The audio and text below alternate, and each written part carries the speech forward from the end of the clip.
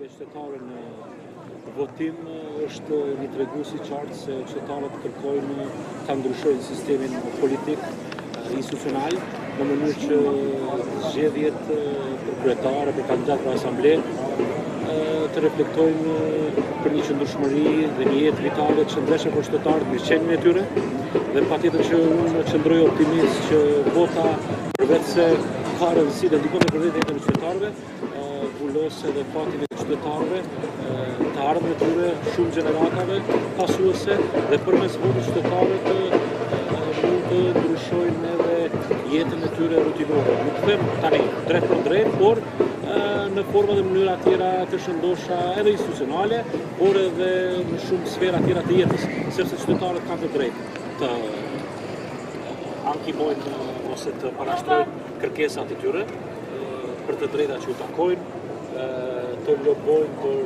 të drejtat në kuadër të organizatave jo qeveritare që gravitojnë në qytetin e Prizrenit, edhe që janë një sërt kur organizatat dhe veprojnë në institucionet në krijimin e memorandumit të bashkësisë pjesëmarrjes dhe anëtarëve që bëjnë pjesë në jetën aktive të organizatave dhe unë I shoh zgjedhjet në Kosovë demokracie mirëfillt, demokraci kjo që tregon qartë se Kosova është në një proces shumë të rëndësishëm të zhvillimit, pas shumë sfidave atij tranzicioni që ka pas lufta, në ndryshime të vazhdueshme edhe në sferën politike, por edhe në atë socio-ekonomike.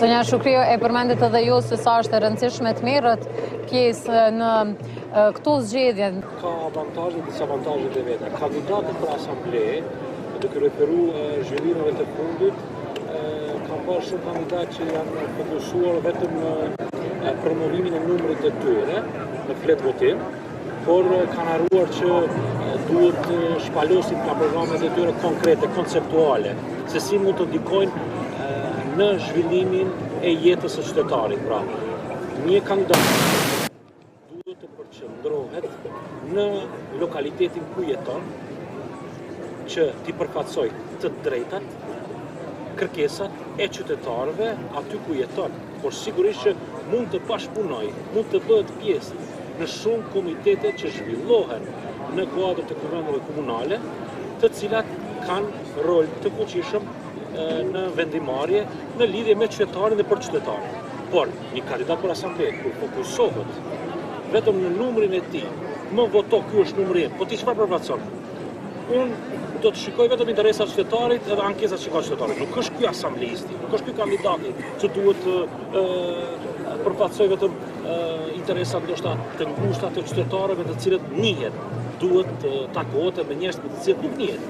Pra, të krijoj kontakte dhe rrjeza bashkëpunimi me qytetarët që ndoshta kanë qenë të eshtur, e nuk kanë arritur të përfaqësohen dinitetshëm për të drejtat që ju takojnë. Prandaj është një rol I rëndësishëm një kandidati para asamble që do të marrë besimin e qytetarëve, të ushtrojë një funksion të mirëfillt brenda kuvendit komunal dhe të marrë pjesë në secilin votim që ka patjetër impakt tek qytetarët dhe me qytetarët. Fillu me pas ndoshta pjekuri si shoqëri ti përkrahim më shumë gratë në çdo aspekt.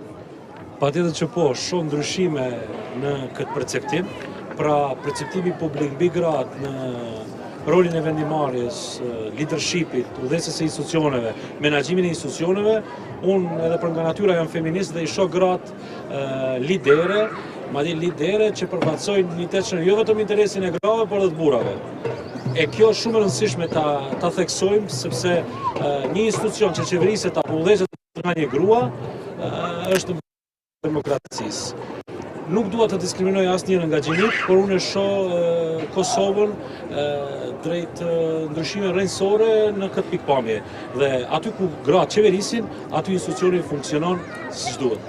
Shumë faleminderit zonja Shukrio dhe zoti Kastrati për pjesëmarrjen. Është koha pak e limituar, me që tash edhe jemi në fund të orëve që duhet të votojnë dhe të mbyllet ky proces demokratik. Është një emocion I papërshkruar mu në mes të sheshit Çadërval, bashkërisht me një avokatet shumë profesionale, bashkëpunëtore, kështu që urojmë në vazhdim të realizojmë misione të tilla. Ju falenderoj shumë. Shumë faleminderit të dy. Faleminderit.